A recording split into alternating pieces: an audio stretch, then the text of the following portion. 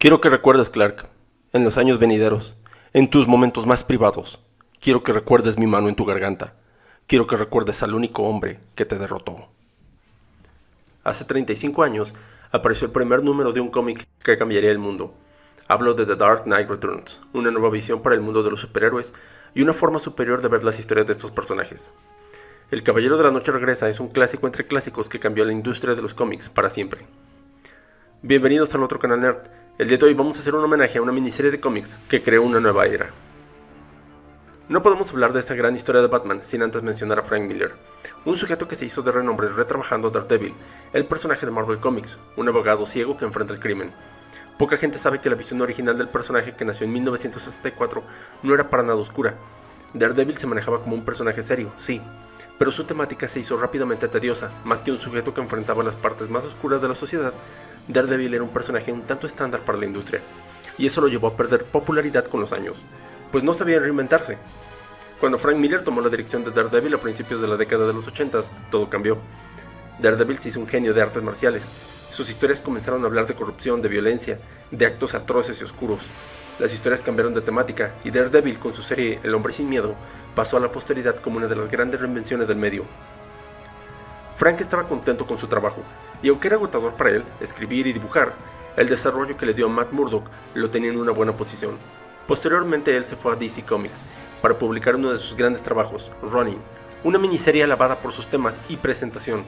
Fue entonces que DC Comics vio con ojos diferentes a Miller, quien ya había intentado hacer una reinvención general de la llamada Trinidad de DC, pero había sido rechazado. Para darle una posibilidad, Frank tuvo la oportunidad de trabajar con Batman, un personaje que había tenido un camino difícil por diferentes cambios bastante cuestionables a través de los años.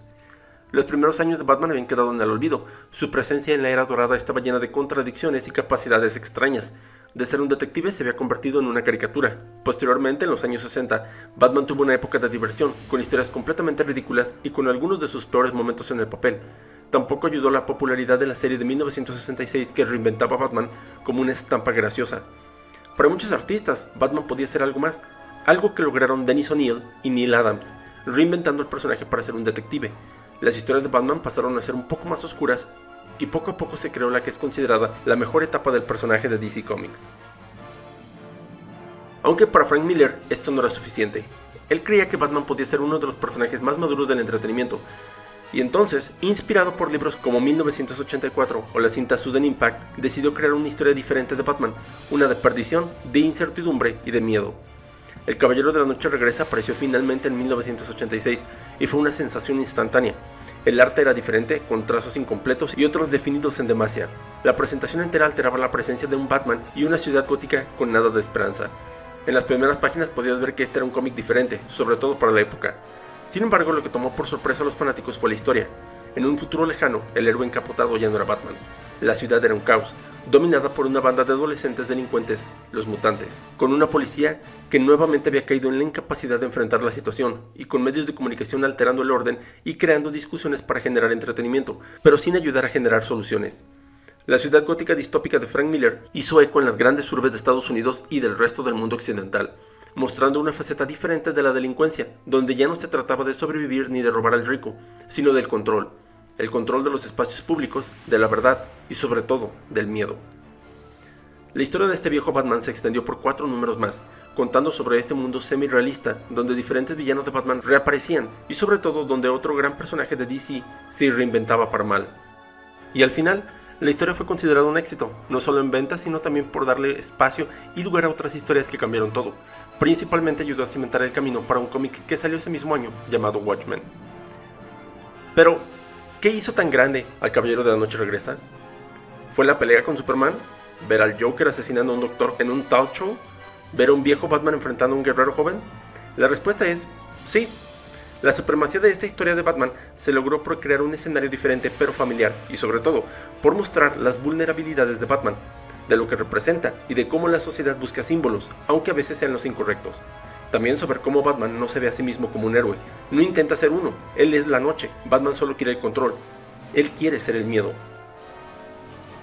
Ese Batman creó un encapotado diferente, en una visión orwelliana donde intentó definir el control y la principal herramienta de este, el miedo. Batman no estaba complaciendo a nadie. Él sabía que su cruzada era hasta cierto punto inútil, pero él quería recobrar el control que la vida le había quitado. El mismo control que Superman y el resto de la Liga le arrebató cuando hicieron el trato con el gobierno. Batman era un símbolo, pero no de esperanza. Bruce no quería eso. Él debía redefinir el miedo de los delincuentes. Él necesitaba ser algo más que una imagen oscura.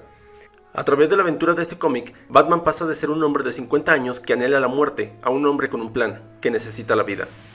Este camino alterado de cambios y procesos es una estampa de la seriedad que el personaje intenta encontrar. Su tiempo ya pasó y él lo sabe, no quiere recobrar el tiempo. Como lo dice la misma Lana Lang en la historia, Batman le está enseñando a la gente que ellos mismos pueden luchar por lo que quieren, que ellos deben luchar por recuperar el control de sus vidas. La idea de anarquía expuesta por Batman no va desapercibida por las autoridades. Después de todo, como lo dice Jim Gordon en una parte del cómic, él es muy grande. Así que el gobierno decide mandar a alguien más grande por él, con la intención de mostrarle su lugar, de retomar la autoridad y control que el propio Estado ha perdido, pero que de una manera totalitaria intenta retomar. Vemos muchos temas en la historia de esta ciudad gótica perdida en el abismo, principalmente el control, algo que ya he nombrado bastante, el cual es uno de los temas mejor trabajados por Frank Miller, sobre todo en algunas de sus historias posteriores como Sin City o 300. El control y el poder son dos herramientas bien expuestas por Miller en sus historias, y todo sin sobreexponerlas. En El Caballero de la Noche Regresa, Batman es la principal herramienta del control y poder.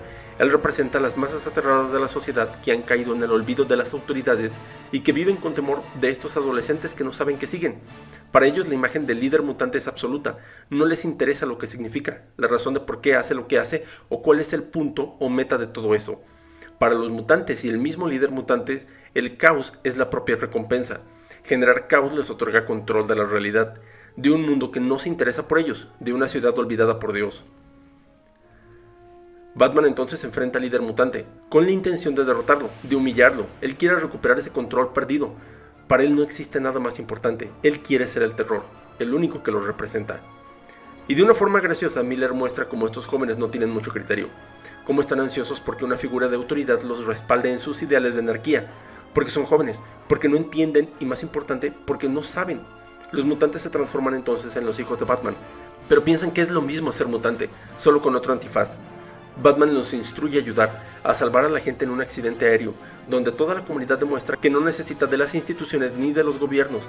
Ese es el punto donde más se aterra al presidente Ronald Reagan, expuesto en este cómic como un sujeto sin pensamiento crítico, solo un político más con una agenda de aceptación, porque Batman une a la gente. Y sobre todo les da esperanza, algo que pareciera en contra de lo que estos gobiernos, según esta visión de Frank Miller, representan. El control se observa más sutilmente en otras partes de la historia, como en el acto de Harvey Dent. Él recupera su rostro con ayuda de doctores y de Bruce Wayne. Es un hombre entero de nuevo, pero aún así él hace un robo. Después planea un ataque en las torres más altas de la ciudad, un ataque del que no planea salir vivo, pero Batman lo rescata, solo para ver que aunque Harvey se ha salvado y es un hombre completamente de nuevo, la oscuridad ha tomado el control y él mismo se mira como un monstruo. La parte donde menciona cómo todos se burlan de él y le hacen creer que la operación fue un éxito, mostrando cómo Harvey se ve realmente, es aterradora, pues demuestra una batalla que hace eco con Bruce, tanto que le da la razón a Harvey. El control y el poder vuelven a aparecer con el Joker, quien es una fuerza manipuladora. Él controla al psiquiatra afamado que sale en la TV, y todo por haber escrito un libro, con un título bastante bobo. Fuera de ser una poderosa crítica personal de Frank Miller a la psicología, Bartholomew Wolper, este doctor, también representa la falta de poder de los medios y las ganas de tomar y redirigir y hacer discusión. El tipo solo sale en la TV para hacer y vender espectáculo, el cual se mira constantemente a través de las viñetas de la serie, mostrando cómo los medios de comunicación hablan y transforman los actos que se acaban de ver a su propia forma, para escandalizar, para ridiculizar o simplemente para hacer este show de opiniones donde los presentadores no les interesa o parecen estar ahí solo como robots sonriendo, sin una opinión verdadera de las cosas que ocurren. El Dr. Wolper entonces está ahí, intentando ser alguien después de culpar a Batman por lo que pasó con Harvey, así que le da lugar al Joker, quien en un programa de TV lo asesina. ¿Se les hace familiar? Sí, bueno, para los que no lo sabían, de este cómic la cinta Joker sacó esa escena. El Joker asesina a la audiencia en vivo también, y después sale a asesinar a más gente a la feria. Es ahí donde Batman lo enfrenta, y donde el Joker no solo demuestra lo perdidamente loco que está, sino donde también le da un golpe duro a Batman. No solo lo hiere, le quita la posibilidad de asesinarlo. En el retorcido juego de control del Joker, él gana porque se quita la vida, rompiendo su propio cuello. Y si esta temática de control no había quedado completamente clara, se mira de una forma completamente diferente al final, cuando Batman enfrenta a Superman. Esta batalla no es porque uno de estos tipos esté siendo controlado por un alien o villano como suele suceder. Esta batalla es por convicción, por idealismo y por poder.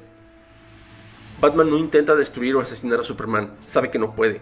Para él y para Oliver Queen, enfrentar a Superman es una búsqueda de revancha, es un castigo por haberles quitado lo que era suyo. Superman decidió hacer el trato con el gobierno para que la Liga de la Justicia y sus miembros detuvieran sus actividades. Superman no quiso frenar. Él en su lugar se transformó en un arma, en un medio para un fin. Perdió su convicción y tomó la oportunidad de ser un soldado para el gobierno. Él pasó a ser su carta del triunfo, que sigue órdenes sin importar qué, porque cree en eso, aunque a final de cuentas signifique destruir a sus propios amigos. La derrota de Superman no es por falta de poder.